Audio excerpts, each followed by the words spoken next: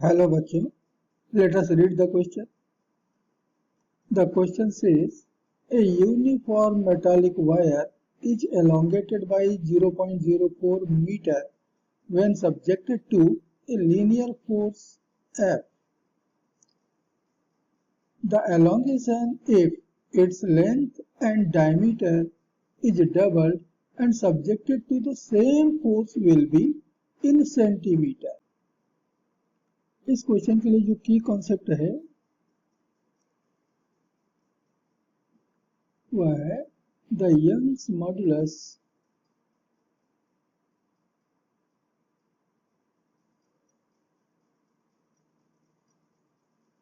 Of the material of a wire is given by y is equal to F into L upon A delta L। अब यहाँ तो F तो force है, L है wire की length, initial length,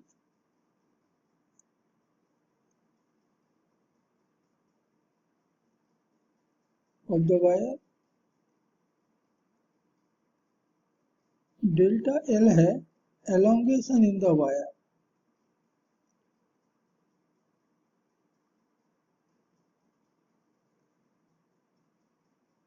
due to the above force F।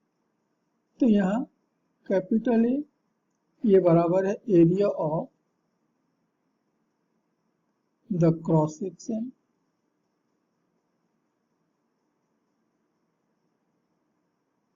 Of the wire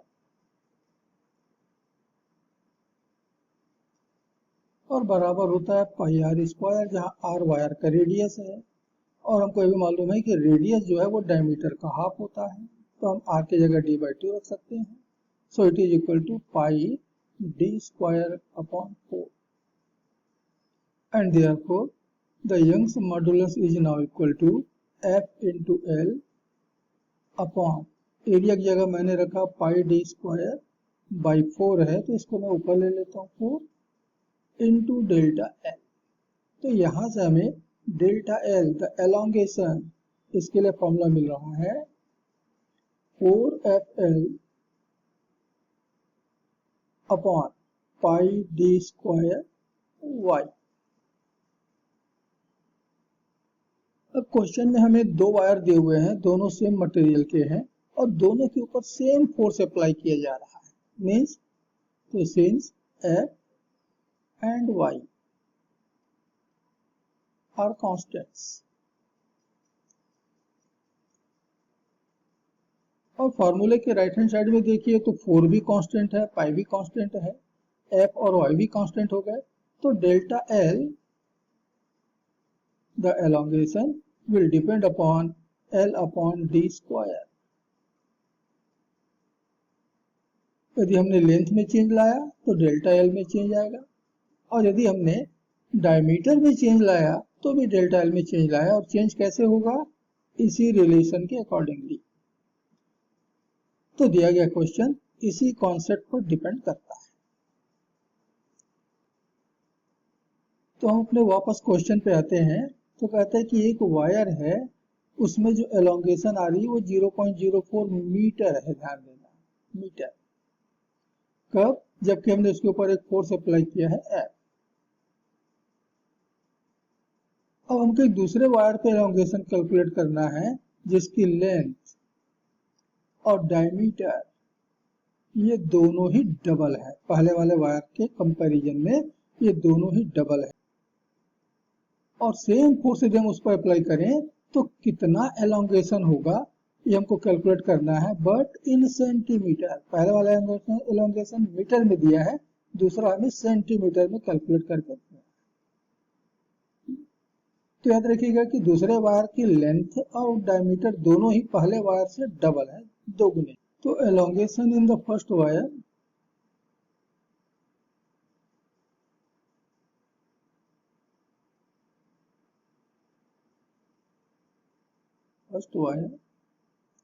delta L1 ये proportional होगा L/d² के। Then elongation in the second wire,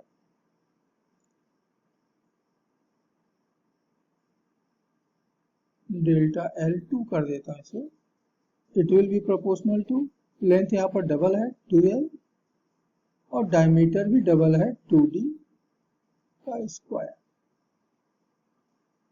इसका मतलब हुआ कि delta L2 will be proportional to 2L by 4D² या delta L2 will be proportional to L/2D²। The equation number 3। तो अब इक्वेशन 3 को डिवाइड कर रहे हैं रिलेशन 3 को डिवाइड कर रहे हैं रिलेशन 2 से, तो हमको मिल रहा है delta L2 by delta L1 equal to L/2D² और डेल्टा L1 के लिए था L/D²। So it is 1/2। अब देखिए कि हमको डेल्टा L1 दिया हुआ है। एक बार फिर से क्वेश्चन पे चले। 0.04 मीटर, 0.04 मीटर। तो डेल्टा 1 की वैल्यू क्वेश्चन में दिया है 0.04 मीटर। तो डेल्टा 1 हमें 0.04 मीटर दिया है, सेंटीमीटर में बदल लेते हैं तो 1 मीटर में 100 सेंटीमीटर मिलते हैं। इसका मतलब हो कि 4 centimetre. And therefore delta L2 by 4 equal to 1/2 या delta L2 equal to 2 centimetre. और यही इस क्वेश्चन का आंसर होगा कि दूसरे वायर में जिसकी लेंथ और डायमीटर दोनों ही डबल हैं, सेम फोर्स अप्लाई करने पर हमारा जो एलोंगेशन होगा वो 2 सेंटीमीटर के इक्वल मिलेगा। तो जो ब्लैंक इस पे दिया है यहाँ हमको लेना होगा 2 centimetre. And this is answer of this question. Hope you understood it well. Best of luck.